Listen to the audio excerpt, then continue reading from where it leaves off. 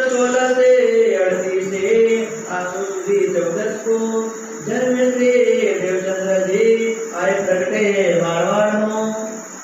જે દેવાપનું શરીર હતું એ શરીર છોડી દીધું પણ જે અંદરનો જીવ હતો એ જીવ પાછો 28મા કળયુગમાં પ્રગટ થયો અને ક્યાંનો પ્રગટ થયો ઉમરકોટ નામનું ગામ અને એમને જે માતાનું નામ હતું કુંવરબાઈ અને તેમના ગર્ભથી જન્મેલું નાના બાળકે તો એ બાળકોમાં પરમધામની શ્યામા મહારાણી પ્રગટ થઈ દેવાપી વાળો જીવ આવ્યો અને પરમધામની શ્યામાજી પ્રગટ થઈ અને પછી બીજો ભાઈ કોણ છે મરુ એ મરુ જામનગરમાં પ્રગટ થયો આ નામ શું હતું મિહિરદાસ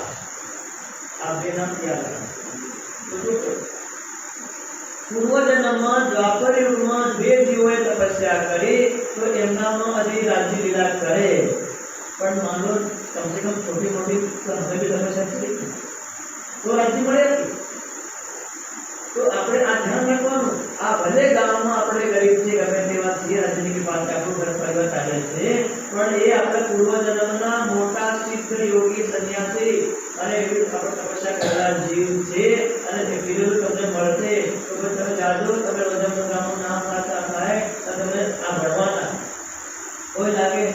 કે આટલા બધા જો કોઈ લાગે જેમ આપણે છોકરી જે આપણે બહુ હોય તો બહાર ગામની હોય તમારો જન્મ ભલે બીજા ગામમાં થાય પણ તમારી સગાઈ તમારું લગ્ન થવાનું રોજમમાં તો કોઈને કોઈ માધ્યમથી તમે રોજમમાં આવી જવા ના અને હું તમને મળવા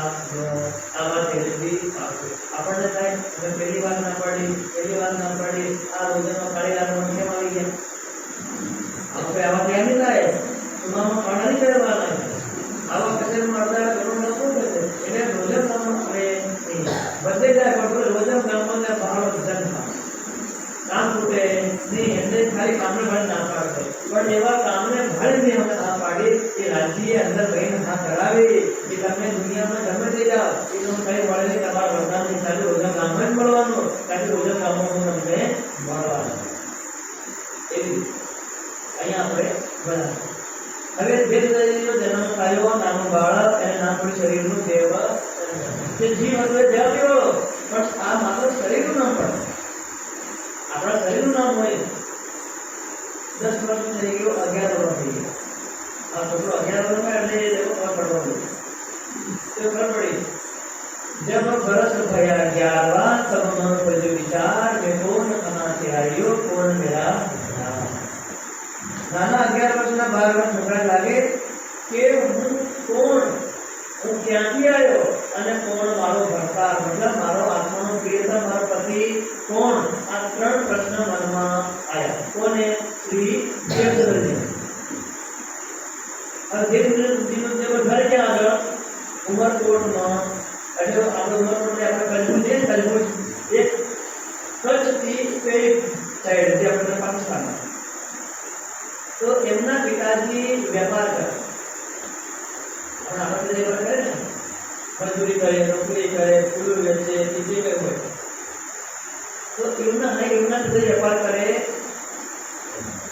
તો એ આપણે કોઈ એમ કરે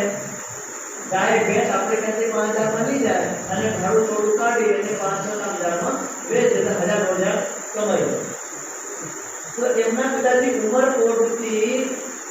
ઊંટ લેવા માટે રેગિસ્તાનમાં ચાલે ઊંટ એટલે ઊંટ ખરીદવા ગયા આવે કચ્છ